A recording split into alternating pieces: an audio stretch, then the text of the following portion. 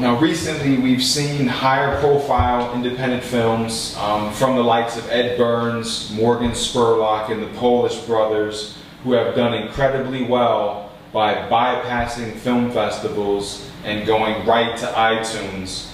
Do you feel that the majority of independent filmmakers, a lot of the people that you teach in your classes, are still placing too much value, too much emphasis on film festivals? Well, first, two questions that you asked in there that you combine. The first is, remember, first-timers are not Ed Burns, are not Morgan Spurlock, and another person in there is Kevin Smith that are doing this. They became those names. Once you become the name, then they can do whatever they want to do and go directly to the consumer because they have a following that's curious about what are they doing, what's the next. We, in the big system, Hollywood, they call those the walk and talk films. That you get the simple DSLR camera, you get a microphone, you layer about 3 people, and you walk around Manhattan or you walk around Coney Island, walking and talking about your first sex experience and what happened in life. They're the walk and talk films. They're going to be there, but you first have to become a Kevin Smith and Ed Burns or Morgan Spurlock. They first made a couple independent low-budget feature films, the Brothers McMullen, the Clerks, to get their name, to get out there. So that will grow, that will grow. But the question that you really asked me about is, what's this festival thing?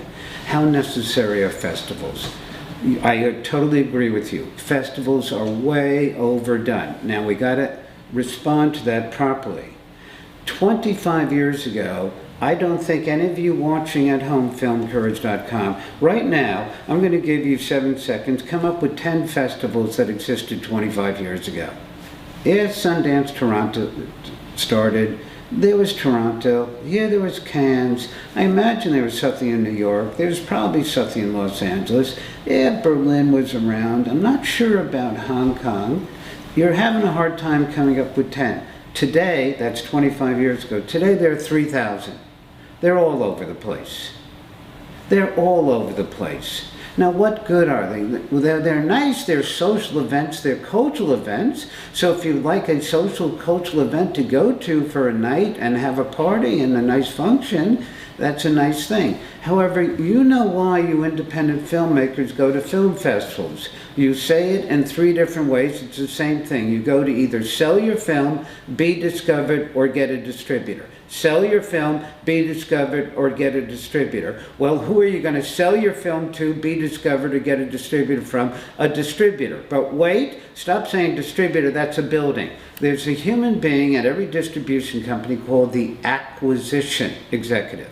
They acquire independent product. Warner Bros., Paramount, 20th Century, Lionsgate, Summit, Weinstein's, Miramax. They're all busy making and marketing their own in-house feature films, but they know that there are 50,000 of you independent filmmakers spending your own money, making your dream, and you're free to them. So if I was the Weinsteins, I'd have one employee called an acquisition executive to go to the festival. They call it circuit. There is no circuit. There is no route. It's a total hodgepodge to find you people. However, the acquisition executive is a human being. There are 3,000 to 5,000 festivals around the world. Nobody really knows how many. How many do you think a human being, an acquisition exec, can go to in a year? I don't think they go to 15. 12 is a push.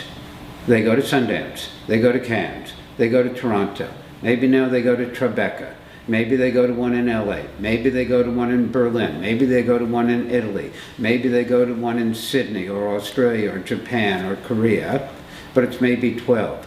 So of the 3,000 to 5,000 festivals, if you would like to sell your film, be discovered, get a distributor, only 12 to 15 mean anything.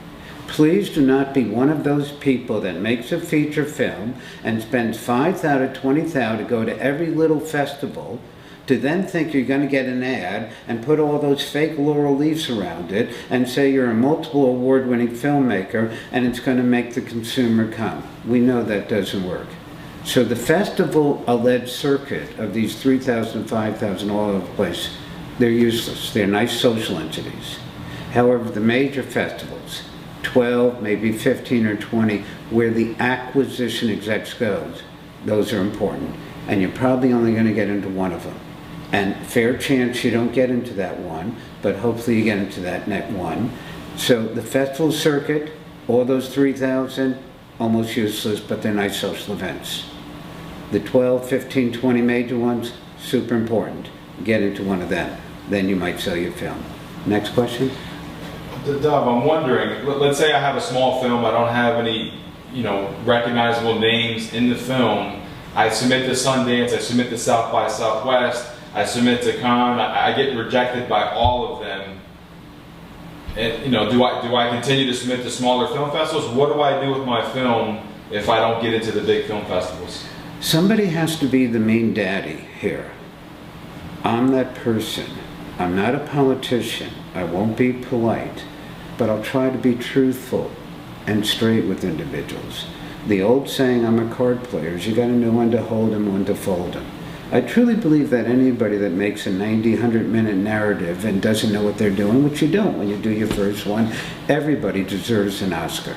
So you're saying you made your first feature film, you tried Sundance, you tried Toronto, you tried Cannes, you didn't get in. Well, move on with your life. Remember, most people, this is very important, when you're an adult, don't make a short. There are probably millions of you out there thinking about making a short to demonstrate your talent. There are 5 million shorts made last year. I don't think 3 of them sold. All it does, it demonstrates that you're a 12-year-old. Don't make shorts. So what your question is, you actually made a feature film. You deserve an Oscar. Now what I hope you did is you made it for the price that you're going to think about making a short. If you made it for $5,000, $10,000, $20,000, $50,000, which by the way, Brothers McMillan, Ed Byrne, Kevin Smith, Clerks, Morgan Spurlock, that's what they did.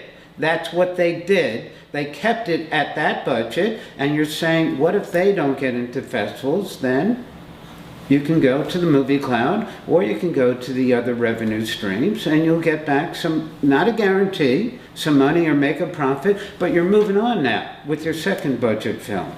And that's it.